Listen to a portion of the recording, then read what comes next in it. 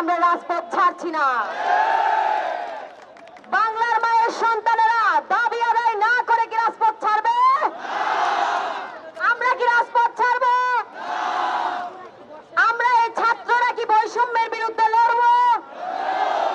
আমরা রাস্তা ব্লক করে দাঁড়াই। আমি আবারও বলছি, আমরা রাস্তা ব্লক করে দাঁড়াই। আমরা দেখিয়ে দিব ছাত্র সমাজ কি পারে। আমাদের স্বাধীনতা এসেছে ছাত্রদের হাত ধরে। বঙ্গবন্ধু ছাত্র রাজনীতি করেছিলেন, ছাত্র হয়ে এসেছিলেন। ছাত্রদের ক্ষমতা আপনাদের জানা দরকার আছে। প্রশ্ন সংগ্রাম, এই প্রশ্ন সংগ্রাম দিয়েছি তো রক্ত,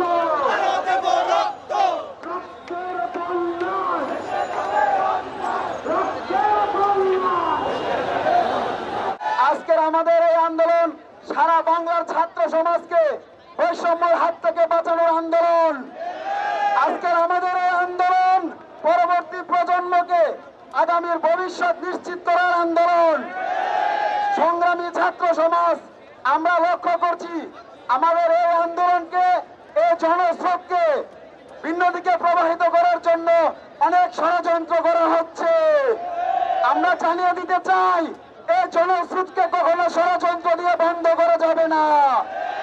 সবার উদ্দেশ্যে বলতে চাই, আমরা 52-তে রক্ত দিয়েছি, আমরা 71-এ রক্ত দিয়েছি, আমরা 2018-তে রক্ত দিয়েছি। প্রয়োজন পড়লে এখন 2024-এ আবার এই বাংলায় বৈষম্যকে বন্ধ করার জন্য রক্ত দিব ইনশাআল্লাহ। লড়াই লড়াই লড়াই চাই। আগামীতে কি আমাদের সংগ্রাম আবার চলবে? আমরা কি আবার রাজপথে আসবো? কোটা নামে